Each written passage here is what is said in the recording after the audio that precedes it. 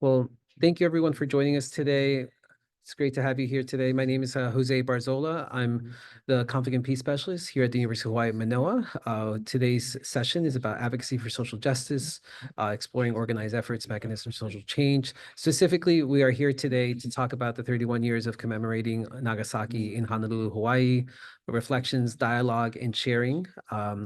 We have a wonderful set of speakers today from Hibari Mori, Yumi Saito, Motonobu Shiiba, Joanne Tachibana, Haaheo Guanson, Steve Terada, and Kaede Tomura. And we shall get started shortly. If anyone has any questions, please feel free to use the chat. Put in your messages there. And we definitely thank you all for being here for such a commemorating event.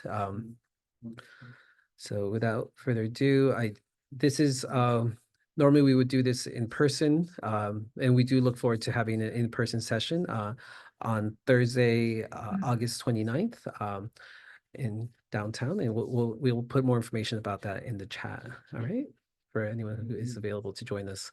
So first off, our first speaker today is Hibari Mori, who's originally from Nagasaki, Japan. She's currently an undergraduate student at the University of Hawaii at Manoa, majoring in ethnic studies. Her academic journey began after high school when she moved to Hawaii to broaden her understanding of diverse cultural issues. During high school, Hibari was actively involved in the 10,000 high school students signature campaign, which sought to petition the United Nations for the abolition of nuclear weapons. This role deepened her engagement with international advocacy. Additionally, Hibari participated in the philanthropic effort to collect and deliver donations and school supplies from Nagasaki to impoverished children in the Philippines. Serving as a Philippine ambassador in high school, Hibari also organized a virtual tour of Pearl Harbor, connecting students from Nagasaki with peers in Nagasaki, including those from Nagasaki University, to foster cross-cultural dialogue and understanding. These experiences have inspired her current studies at the university and her aspiration to act as a bridge between Japan and Hawaii, as well as promoting greater intercultural collaboration and understanding. So Hibari, thank you for joining us, and I'll let you take it away. Aloha, everyone. My name is Hibari Mori, and I'm honored to be here today. I grew up in Nagasaki, where I received peace education from elementary through high school, learning about the tragedy of the atomic bomb. During high school, I participated in the 10,000 signature campaign to advocate for the abolition of nuclear weapons for 3 years. Currently, I'm majoring in ethnic studies at the University of Hawaii, where I study the history and cultures of Hawaii. Recently, I had a conversation with José Barzola that left a deep impression on me. He asked me a simple yet profound question. What does peace mean to you? At that moment, I found it difficult to answer. In high school, I thought a lot about war and engaged in peace activities. To me, peace means being able to study, eat delicious food, go shopping, and live an ordinary life. However, I realized that such peace cannot exist in a world with conflict and war. In Nagasaki, August 9th, the day the atomic bomb was dropped, is a school day. As a child, I listened to the stories of survivors and saw photos of the burned cities, but I couldn't grasp that it was real. In the 4th grade, I visited the Nagasaki Atomic Bomb Museum as part of a school trip.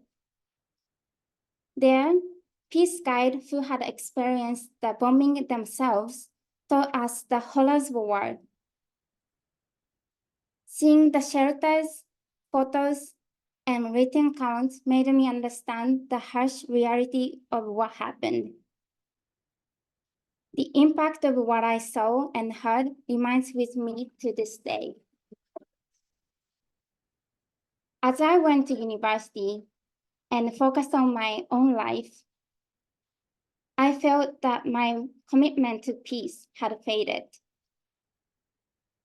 But through this event, I have been able to reflect on the past and acknowledge the importance of peace and the horrors of war that the survivors taught me. If we don't keep these memories alive, they will fade over time, and the experience of war will seem distant and irrelevant.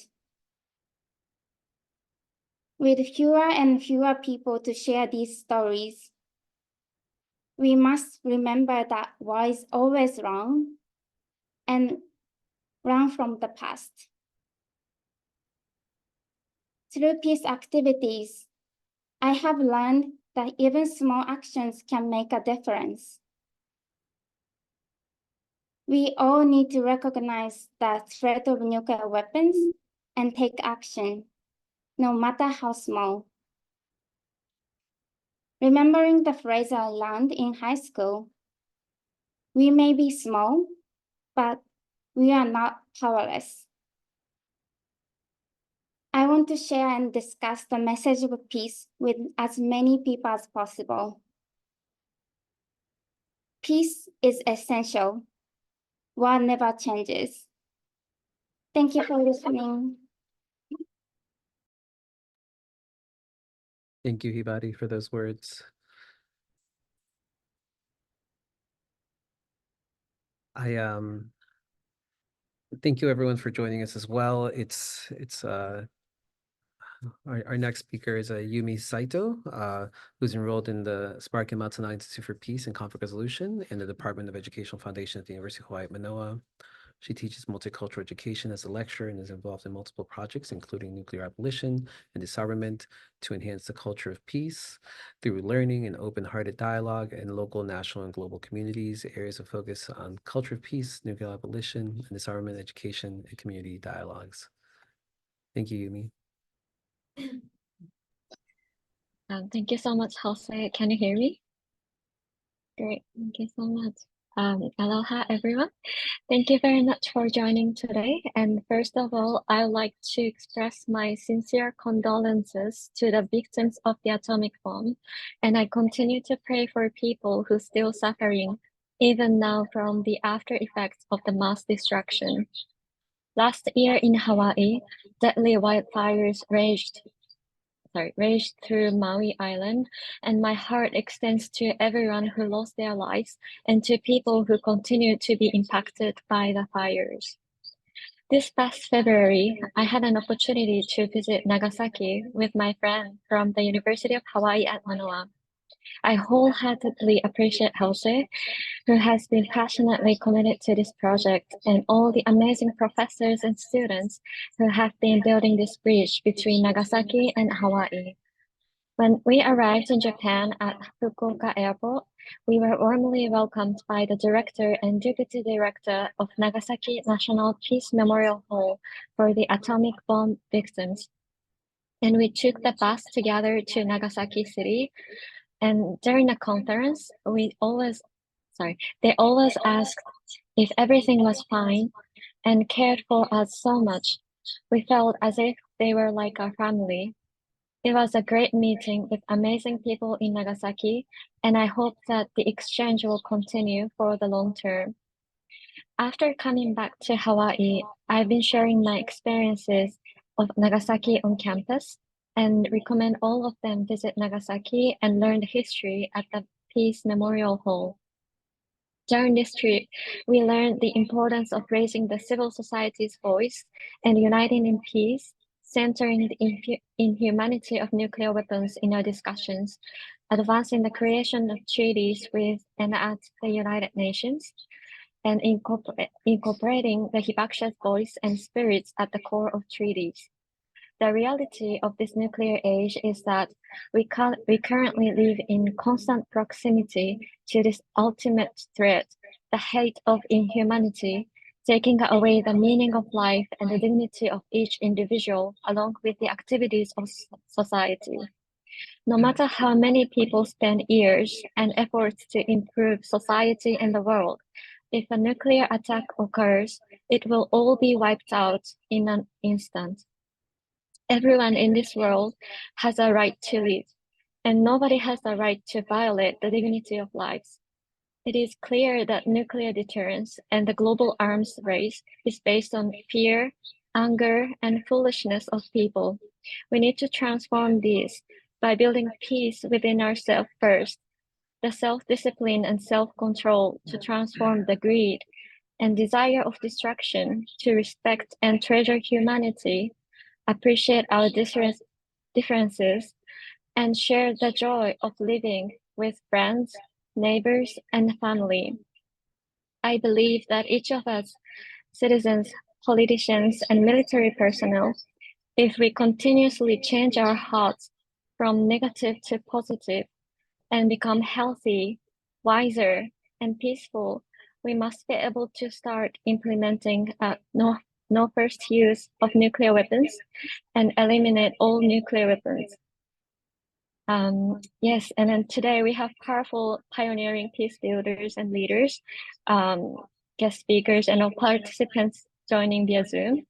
And I believe that the commemoration is an occasion to honor these great pioneers and leaders who have been making tremendous efforts.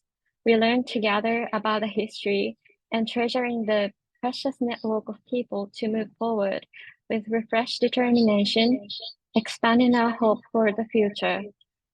Along with you today, I am firmly determined to do all my best for people who suffer the most, who experience the greatest sadness in the world, to become the happiest and fulfill all their wishes by standing together and constantly making efforts with you. Thank you so much. Thank you, Yumi, for those wonderful words as well. It's been truly great to connect, and I just want to share briefly about I realized as I started, I didn't share my own connection to Nagasaki, and as I'm seeing from our audience, we have not only people from Hawaii joining, we have people from Fukushima as well as Nagasaki joining us today. I was fortunate enough to be able to visit Nagasaki twice already in my life, initially in 2019, and since then have just had a wonderful experience connecting with the people and the community and being able to develop many collaboratives over the years. And so it's been really great to see 5 years later, the students have been able to benefit from that and been able to engage in those collaboratives, and looking forward to definitely more as the future continues. Without further ado, I do want to introduce Mr. Motonobu Shiiba, who is president of the Nagasaki Kenjin Kai here in Hawaii. He's since 2016 now, so he's retired as a buyer for the Shirokiya store as well. And I'm gonna turn it over to Mr. Shiiba now. Good afternoon. My name is Shiiba at Honolulu Nagasaki Kenjin Kai. As over 40 years, since organized, we having it's Nagasaki Genbaku record. And now 79 years commemoration of sad. How we going to stop? How we going to be forever peace? This is very happy to have the this memorial service as a Zoom meet conference. Through the United Nations, Mrs. Joanne Tachibana's having a wonderful commemoration ceremony every year. Thank you so much. We are very appreciate. Thank you very much.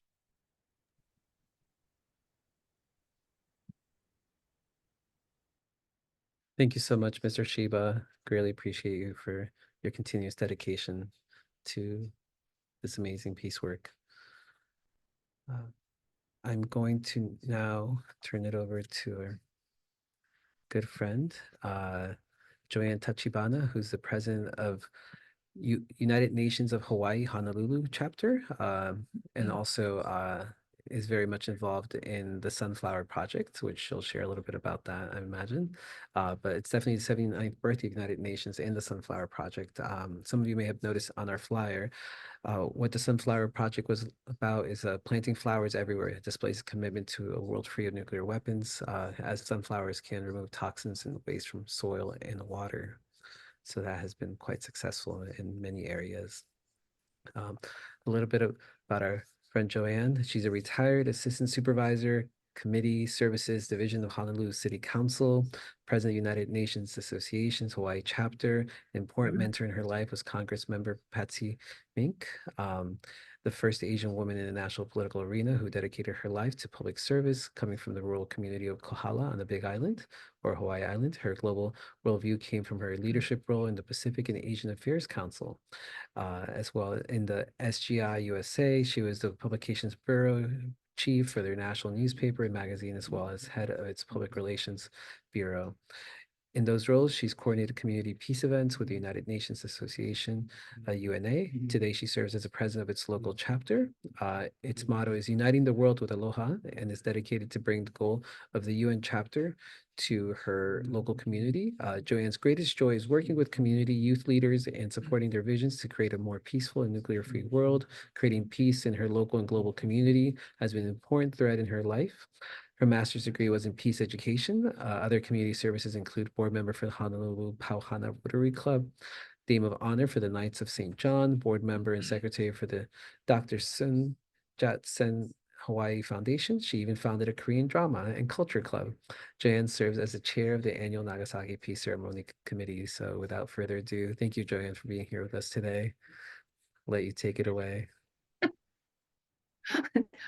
Thank you. I'm currently in Toronto, Canada, and it's like 6 hours ahead of you. That's the reason that we had this meeting a little bit later, but in reality, we weren't going to. I was really sad because my calling was to be in Toronto, and annual Nagasaki commemorative activity was, I thought we'd postpone, but after discussing with our team and with José, and he's taken the lead with doing many kinds of talk stories and with the Zoom with the University of Hawaii, and he suggested that we continue this, and I am very grateful for him for helping us organize, getting all the different voices to come together today on the significant 8/8/24. So thank you, José, for doing this for us, and it'll be part of our record, right? And so thank you for sharing. It was really dramatic to write in bio, right? So José picks up the main points, and I really look forward to meeting all of you in Hawaii at our next big meeting. But a little short background: the United Nations Association is one of 200 chapters in the United States, and we were legally chartered in 1968 in Hawaii, and I have been associated with the UNA for the past 30 years, and it was. And working with peacemakers, like the founder of the Dr. Martin Luther King Association was Marsha Rose Joyner, and she was instrumental with some partners to bring Nagasaki to Hawaii, really. And annually in January, on Dr. Martin Luther King's birthday, the MLK would go to the bell and the bell, and the Nagasaki committee was very influenced by that gesture, and so invited Marcia, her husband, a team to go to Nagasaki, and they even built a statue of Dr. Martin Luther King in a place in Nagasaki. And we have, the United Nations Association has been a partner since the inception of that. And the Nagasaki team actually raised money to give a Nagasaki peace bell to the countries that were affected by Japanese cruelty in the war. So Honolulu has a bell, St. Petersburg in Russia, and there's one also in China. And they also sent $10,000 to the community to maintain the bell. And the one in Hawaii was accepted by the city council in about 1990. And so it has been, and you know, early on, the Nagasaki team, peace team, did come to Hawaii and did march in the Dr. Martin Luther King parade. So there's a connection that has been strong since then. And the previous mayor of Nagasaki wrote peace letters for our Nagasaki celebrations. And the governor of Nagasaki last year sent a message of peace also. So in Hawaii, the bombing of Nagasaki happened subsequent to Hiroshima, right, on August 6th. And so many people ask us, why do we continue to do Nagasaki? Why don't we just combine and have one big commemoration? And for us, with the relationship with Nagasaki, it seems like, you know, we want to respect the Nagasaki families, the Nagasaki people that passed away during the war, and continue to have challenges in their lives because of the nuclear weapons that happened so long ago.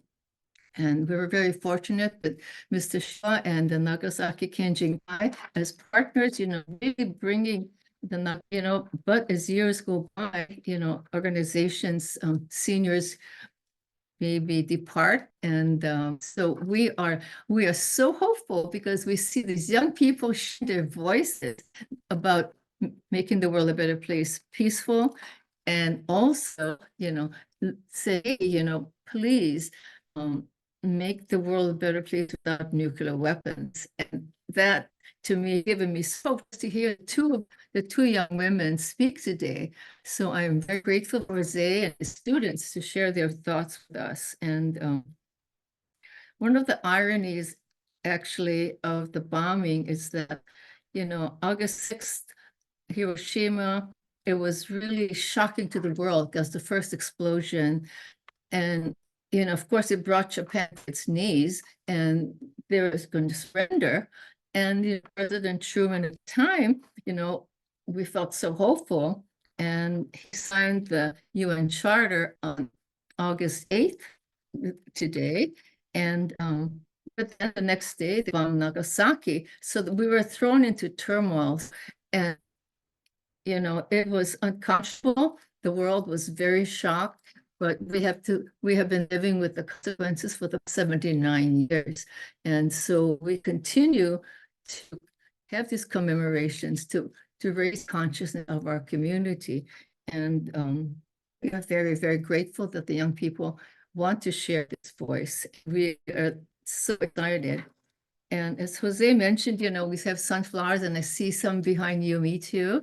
And as he mentioned, we have a Hawaii Sunflower Project. And in 1996, in Chernobyl, you know, and historically, that was like an amazing, you know, nuclear meltdown. And it was really rampant. Sorry, it was a very, very horrible experience. And Admiral Perry in 1996 at Chernobyl in the Ukraine, and the sunflower is on their flag, said, we plant sunflowers instead of their weapons would bring a more peaceful world. And as José mentioned, the reason that it's so important is that sunflowers and their beauty and everything, they can detoxify nuclear waste. And that was shocking to me and to Marsha Turner. And we created packages of coloring pictures with for children with sunflower statements. And we would go to Children and Youth Honolulu, Hawaii. And for about 15 years, we had the children color and we make them aware that why sunflowers are important. They should tell their families. And we had a few schools that took on the project to plant sunflowers. So they're symbolic of make people smile. Oh, I wear sunflowers. And they say, wow, it looks so beautiful, right? And then when you share the deeper story about sunflowers, they become like, wow, that's such an important message. So that's how we continue to share that message and continue to bring the message that Nagasaki is a unique city and that we will continue to commemorate their losses for the future. And we hopefully, next year is the 80th anniversary of Hiroshima Nagasaki bombing. So we are planning wonderful events, and we will keep you posted. But as José mentioned, our in-person I return to Hawaii next week, and we'll finalize our program. It's going to be August 9th, which is a Thursday again, with the Royal Hawaiian Band. And we just solidified a guest speaker, Tom Letterman, the superintendent of the Pearl Harbor Parks. And his expertise is that he has gone to all the internment camps and shares their stories. So he will be, he sent an email last night and said that he will definitely come. And we have a wonderful program being set up, and a wonderful team has been working hard, and we look forward to each one of you coming in person. We're sorry we cannot Zoom from there, but we will come in person to the city's Mission Memorial Auditorium, which is air conditioned and really beautiful. And we are looking forward to you all coming. And my dear friend Haaheo has been a constant supporter, work for peace. We have been together for decades. So I am so delighted that all of you are here today, and please share our message of peace in Nagasaki and the world, making it nuclear free. Also, that we have the chance to ring the bell in person. So if you're in Hawaii, just come on down on that. We'll be sending the flyers out in a couple of weeks. So we look forward to meeting you. So aloha from Canada today. I did our class that intense skills. Appreciate it. Thank you. Thank you, Joanne. And I don't know if you want to lead us into the moment of silence. It's almost 4:02. Okay. Okay. Thank you. Let us go quietly into a meditative state. And if you have each one of has, if you have a prayer for peace that you'd like to share in your heart, we will please do so now. Maybe envision a world without nuclear weapons. Maybe José, you could time it just for a minute. Thank you.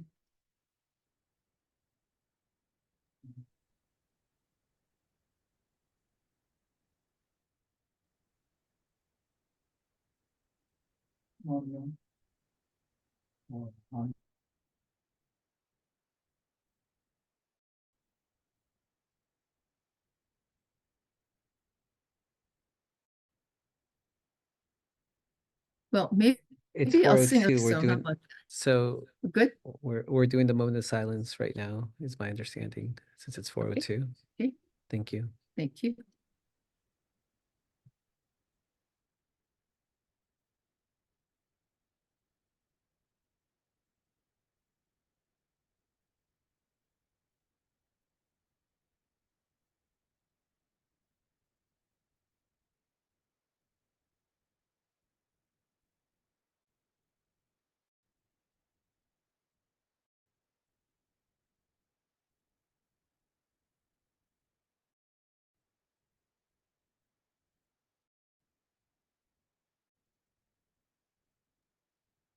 thank you all for sharing that moment of silence to honor all those who have been lost and continue to suffer from the negative impact of nuclear weapons. We can hope that one day Thank you. we don't need to be having these conversations. Definitely continue honoring, and because it's important to remember the atrocities that happened.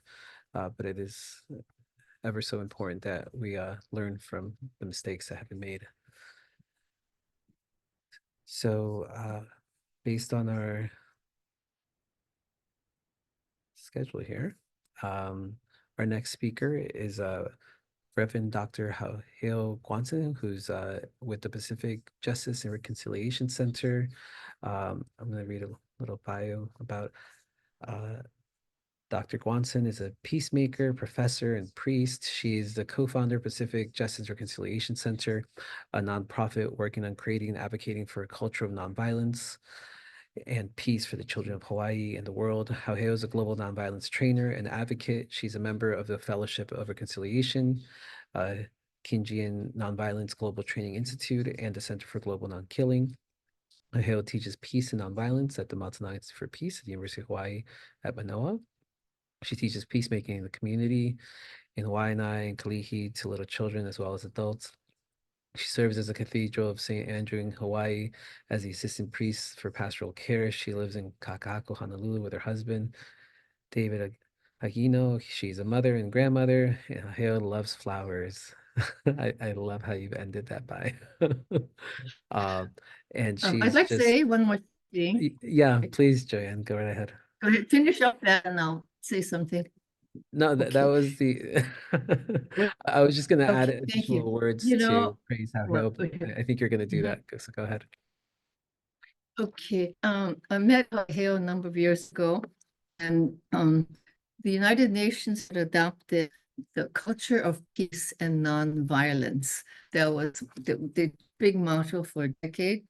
And Haaheo was instrumental in going around the world, talk to Nobel peacemakers to promote this culture of peace and nonviolence. And she didn't get the credit that I think she deserved for all the work that she did when it was adopted. Of course, but I wanted to acknowledge that all the time that I see her, she inspires me through the many years. And it's my dear friend. Thank you, Haaheo.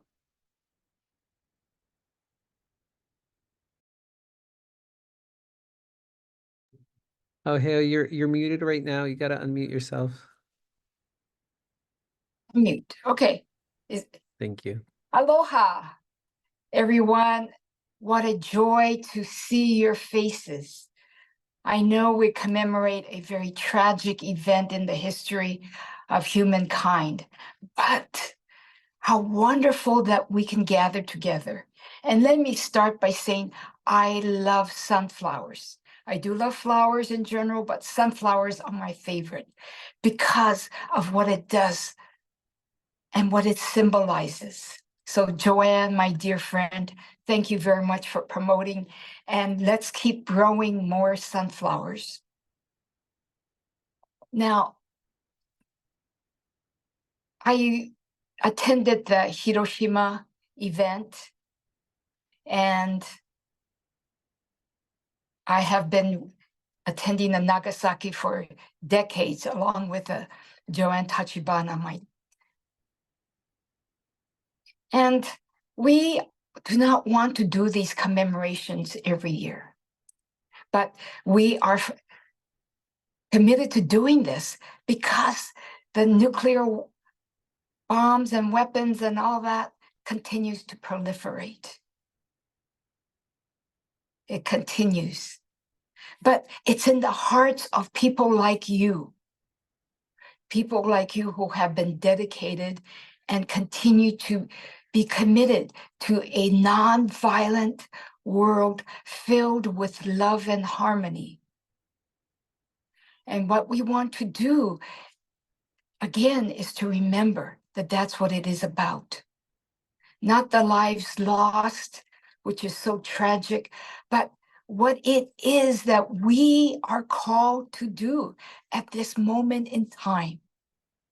So we are inspired by the lives of people who have lost their lives, but also, more importantly, how we are to move from this moment in time. It is painful.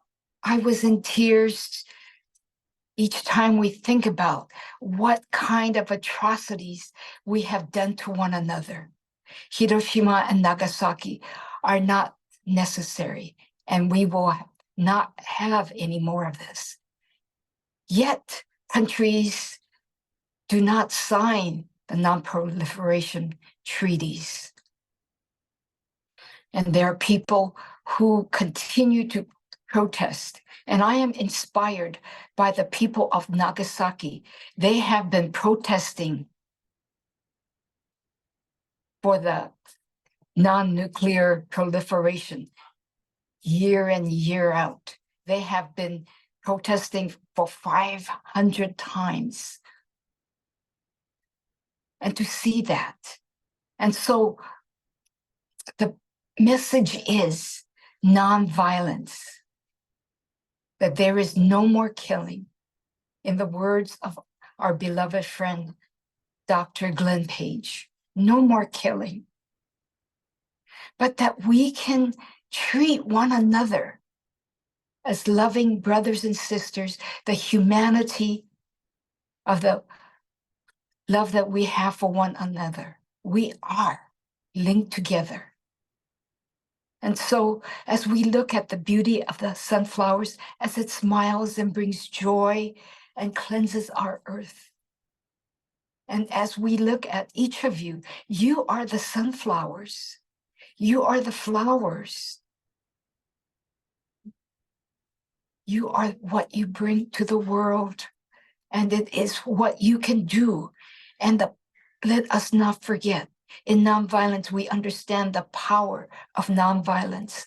And each person has the power and capacity to make things different, to make change. But yes, change may be subtle. It is like a book. It's just like one page. But when you add those pages together, it ends up being a very thick book. And so, yes, we have the capacity. So I am filled with the joy and the magical power of what nonviolence can do. And yes, we are here to create a culture of peace and nonviolence for the children of the world. For the children of the world, so generations forward. So let us continue to be committed. Let us continue to work hard. Let us, in our hearts, know that peace is possible and that love is there and that we can harmonize with one another. So peace to all of us, to peace to all of you. Thank you, and may love proliferate. Let us spread the power of love. Aloha.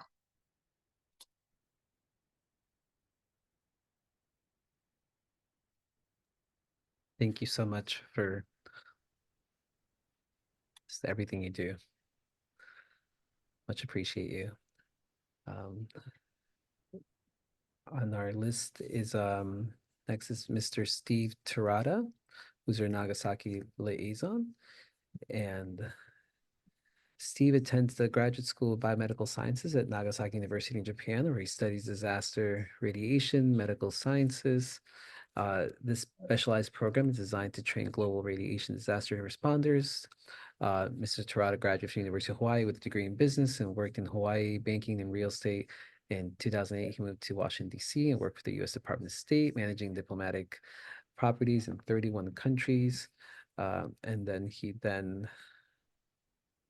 sorry, I'm having some technical difficulties here. I will. Thank you, Jose. Yep. I'm going to. Oh, I was Is gonna. this better? Yep. Well, he has a plethora of experience. We are so honored for you to be with us today, Steve. And yeah, I will if you're okay, I just he's joined as a member of the Nagasaki committee. He reached out open communication channels with different organizations around Nagasaki, Japan a few weeks ago, and has been meeting with Hibakusha and been very active, and not only here in the community in Hawaii, but also in Nagasaki. So Steve, I'll let you take it away now. Thank you. I apologize.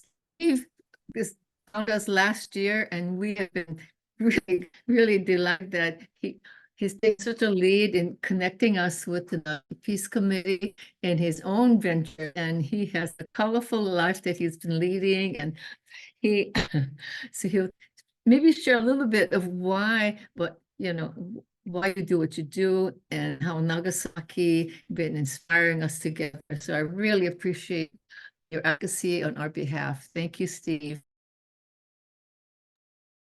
Thank you, Joanne. Jose. I have a bunch of slides that I'm going to show.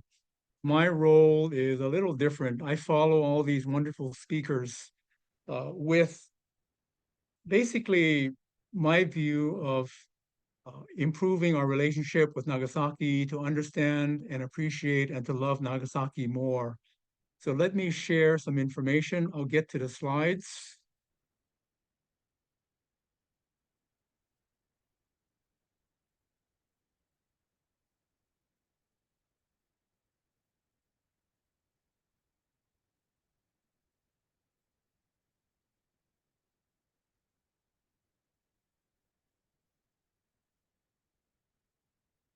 Okay. My role definitely has been different, and I'll be sharing what I've seen from living in Nagasaki for the past year. Making connections is sort of my mission, and I'm a Hawaii guy who is a graduate student at Nagasaki University. This picture shows my cohort.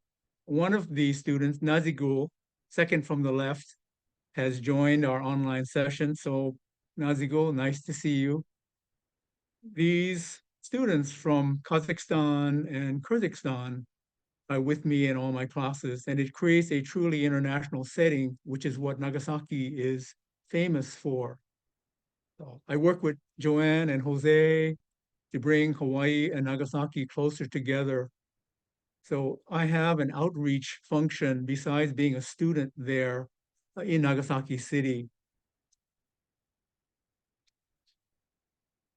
Besides going out and eating and drinking and sightseeing, I was able to learn a lot about Nagasaki's peace activities.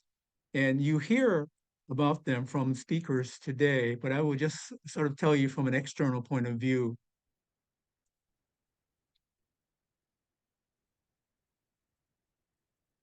I'm lucky because Nagasaki University helps to get my name out to the public, and that makes my outreach function so much easier. I'm able to go out and meet with people from all walks of life to talk about Hawaii, Nagasaki, peace, and combination of those three things.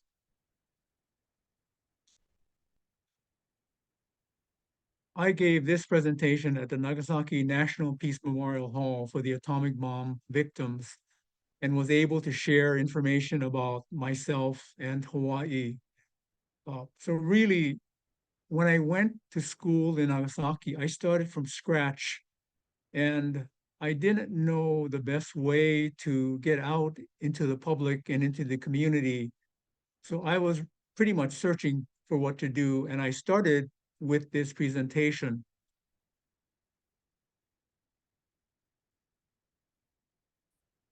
In my discussions with people in Nagasaki, I have met and told dozens of people about our Peace Belt event from last year, in which I participated and Joanne led, of course.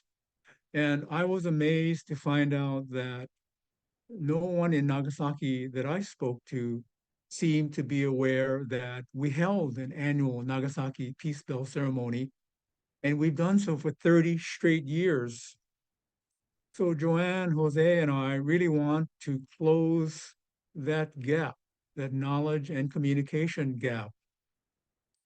When I went downtown to meet the international division of Nagasaki City, they also were not aware of our activities in Honolulu relating to Nagasaki. But after a very long discussion and showing them some things that we've done, it seems like Nagasaki City would like to participate in some of the activities that we do. And for example, we can expect a statement from the Nagasaki mayor for our peace bell ceremony that will be held later this month. Hibakusha, or atomic bomb survivors, have led the calls for peace since the end of World War II. There are 4 hibakusha groups in Nagasaki. There used to be 5, but now there are 4. And I've met the leadership from 2 of them. Leadership would like to connect with us in Hawaii. Everyone likes the idea of having friends and relationships in Hawaii. The hibakusha groups have different political roots, but they share the goals of a nuke-free world and peace with no wars. But the hibakusha are getting older and becoming fewer in number. They work very diligently to enable the younger generation in Nagasaki to carry on their peace mission. That is one of the most important things that they've done, or they are doing, according to the leadership of the hibakusha groups. And we're going to break away a little bit. A wonderful example of the younger generation in Nagasaki is our next speaker, Miss Kaede Tomura, who is speaking to us from Nagasaki. And I know that Kaede was very busy this past year. She went to the mainland, went to Monterey to speak for her school and speak for Japan at that James Martin Center for Non-Proliferation Studies in California. So at this point in time, I will stop sharing and turn it over to Kaede.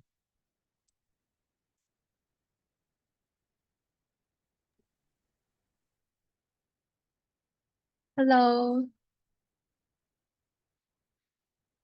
Hello, I'm Kaede Tomura from Kasui High School. I mourn for all the many victims in Pearl Harbor at the beginning of the Pacific War and the victims of all former wars. First of all, I would like to thank Steve and everyone here in the United States for giving me the opportunity to introduce myself and speak at this event, Remembering Nagasaki. I am working for peace at Kasui High School.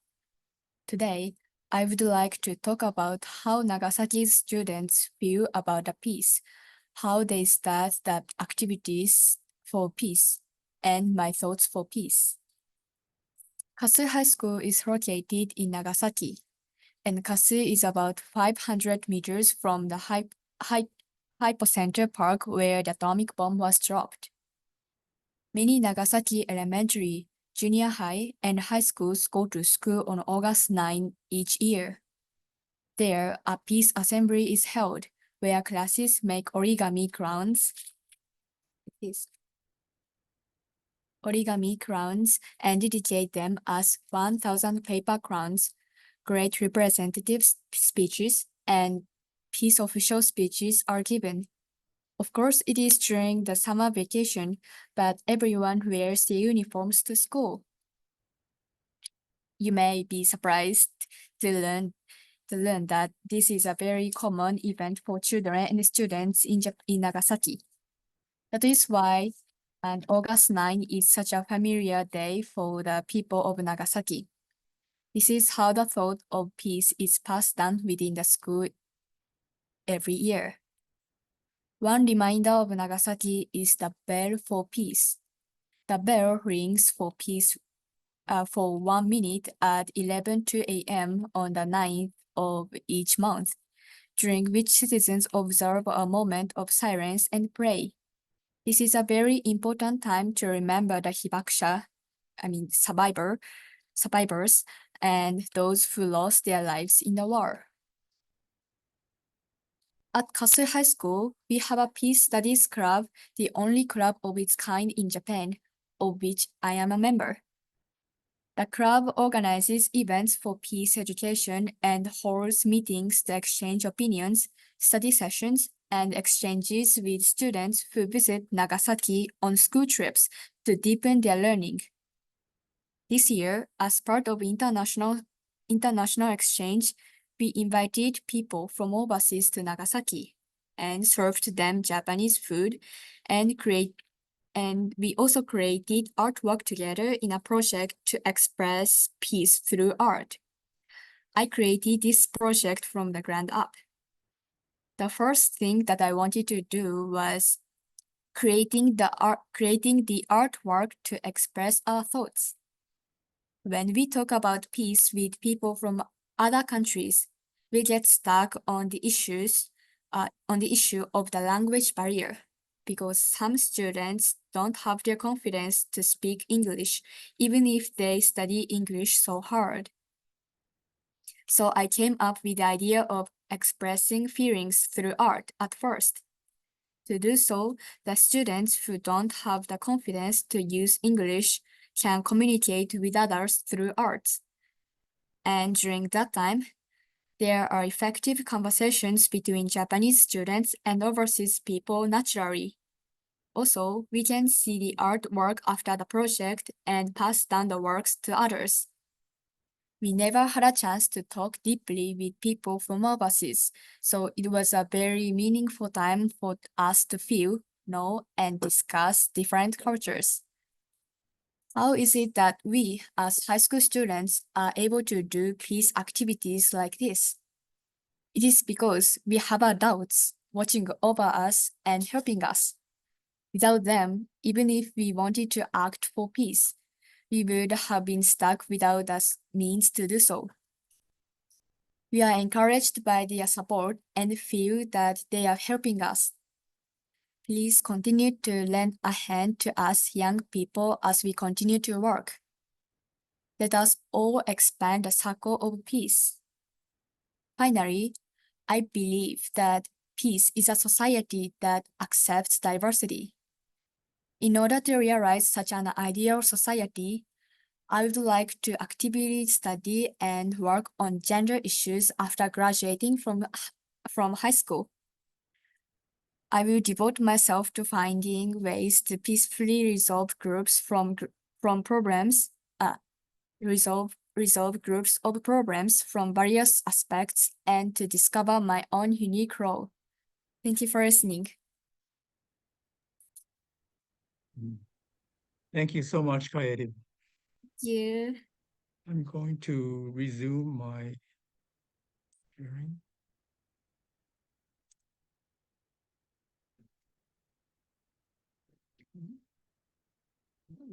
Kaede.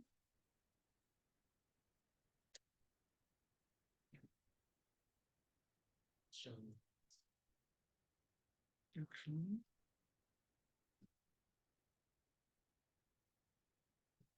I need to come back on, I think. Hold on a second. Hey, Steve, I'm just trying to help you out here. Your presentation wasn't coming up correctly, but I'll let you get settled in. Let me try and bring it back on. 1 second.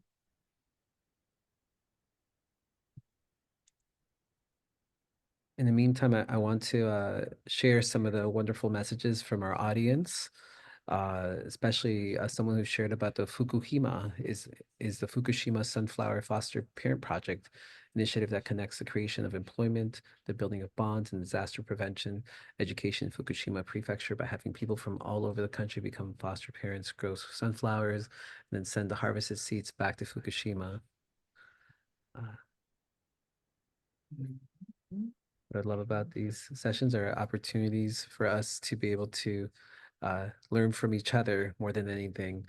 And really, when it comes down to it, I always love to share about perspectives. You know, we have our own different lived experiences that kind of shape the perspectives of how we move forward in life. And that's really been a big portion of today's conversation about doing that. And actually, the initiative, couple of students that have been here, and then some folks that are also in the audience today, is developed this program called Perspectives of World War II, where select a couple students every year, and we bring them along to not only see how the war was impacted here in Hawaii, but then they get to travel to Nagasaki and get to see that perspective, in Hiroshima, and being able to develop their own final project as it relates from that. And so from those experiences, they've been able to showcase how they've been impacted over the years.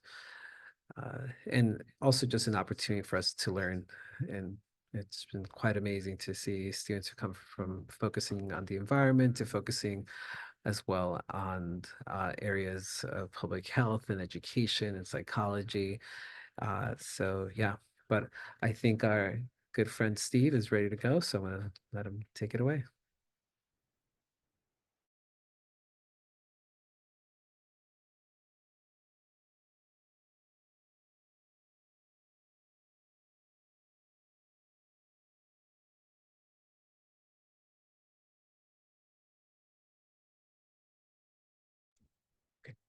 Okay, good. I was asked to help the Peace Club students from Kaede School tell the story in English of Sachiko Matsuo, who was 11 years old and in the 5th grade when the bomb was dropped over Nagasaki. The student wanted to tell Sachiko's story in Japanese and English through a kamishibai.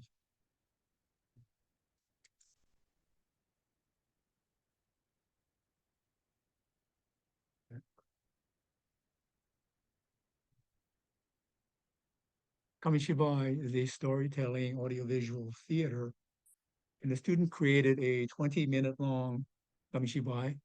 It can be found on Google.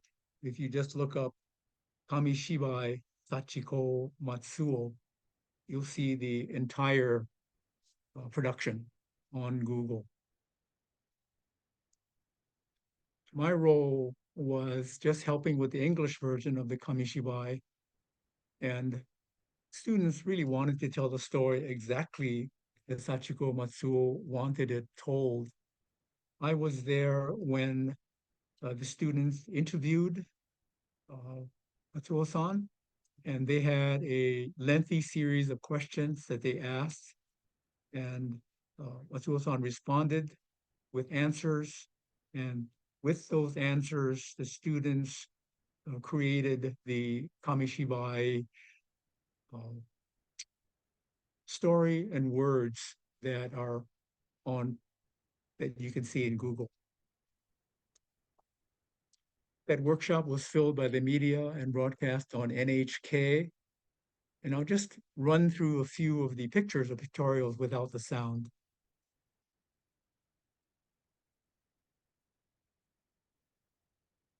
Sachiko Matsuo started off by talking about her and her family, and then the day of the atomic bomb,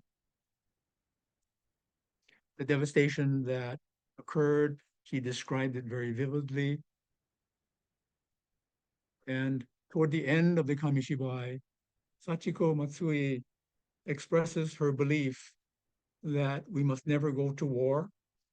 She challenges students to become knowledgeable about nuclear weapons and to vote for politicians who solve problems through discussion. Her wisdom that she imparts in this Kamishibai is a really important part of the whole thing. Shifting gears a little bit, this Nagasaki Peace Bell you can find on the city and county property near the mayor's pink building. A Nagasaki Peace Bell was donated to Honolulu in 1990 by the Hibakusha and their supporters. These bells are very important symbols, and they were also given by Hibakusha to St. Petersburg, or Leningrad at the time, and Shenyang, China. There are 5 Nagasaki peace bells in the world, and all are modeled after the Angelus bells from the Urakami Cathedral in Nagasaki that were destroyed by the atomic bomb. The 4 bells donated by Hibakusha have a large crane at the top. If you look at the top of that picture, that signifies the passion of anti-war and anti-nuclear that fly overseas and crosses the oceans. In Japan, the crane or suru is a national treasure and is considered the bird of happiness and representing peace. Here's a picture of the peace bell in Leningrad, St. Petersburg. Koichi Kawano led the Hibakusha Peace Bell donation delegation of 60 Hibakusha to Honolulu in 1990. He actively participates in anti-nuclear sit-ins at the Nagasaki Peace Park, and he has done so for the past 20 years. I met with Mr. Kawano at his home in Nagasaki last month. Then, together, we visited the Nagasaki Peace Park together. At the Nagasaki Peace Park, and I will read these words, Kawano-san said, Japan began the war that involved America, China, and the Soviet Union, and Hawaii was where the battle started. We gave the peace bells to the US, China, and Russia to express our apology and hopes for peace with each other. As the Hibakusha who ring the bell, we know there are fewer people who know about the past and the war. But if we keep ringing the bell, we can build peace. We can have the bells forever with the younger generations ringing them, which then gives the bells eternal life. When you listen to the Hibakusha speak, when I listened to him, it was so inspiring to feel his passion, even though the atomic bombing took place 79 years ago. Before we left the Peace Park in Nagasaki, Kawano-san and I spent a very quiet moment at the Peace Bell.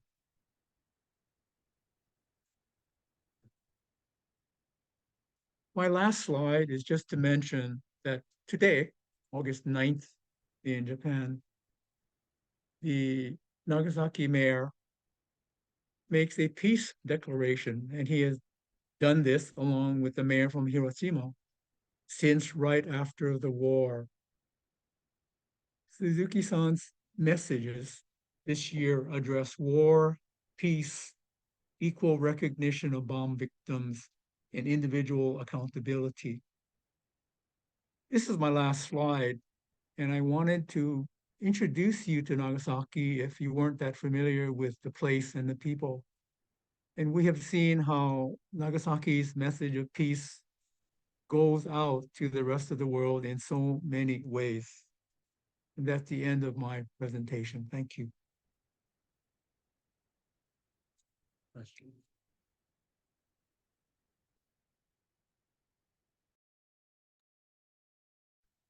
Thank you so much, Paul, for that. And as well as Kaede, thank you so much for your words from Nagasaki.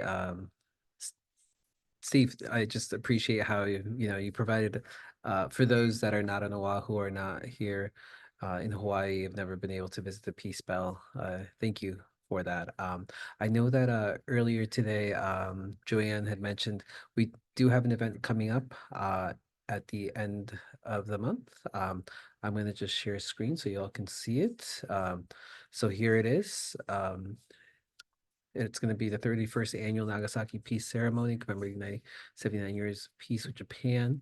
It's going to be at the Mission Auditorium in Nagasaki Peace Bell. So we're initially going to be at the Mission Auditorium on the grounds adjoining Honolulu City parking lot. The event will get started right Jose, at this 9:45. picture. Yes. Sorry, there it is. Okay, thank you. Yep, the event will get started right at 9:45. Hopefully we should be ending around 11:45, and then we'll be walking over to the Peace Bell, and everyone will have an opportunity to ring the bell, which is a wonderful, joyous occasion to do. But yeah, just wanted to share, as well as Joanne's contact information there in case any questions may arise, but also feel free to just reach out to me if anything. If you're interested in participating, in volunteering, or just being present with us, yes, this is our in-person event that we'll be having on August 29th. And then, yeah, I just want to thank you all for your time with us today. Greatly appreciate everyone that's kind of come together for us to learn about not only, I think this is the first time this event has been done. Well, we did a couple of virtual ones, I know, during the pandemic, but this is the first one since then. So it's been a wonderful opportunity to connect with you all. Thank you everybody for being here today. 79 years. I look forward to seeing you all hopefully for the 80th next year. I know we'll be definitely doing in-person event. I'm not sure about virtual, but maybe I can convince the folks to come back for one more virtual session. But thank you everyone.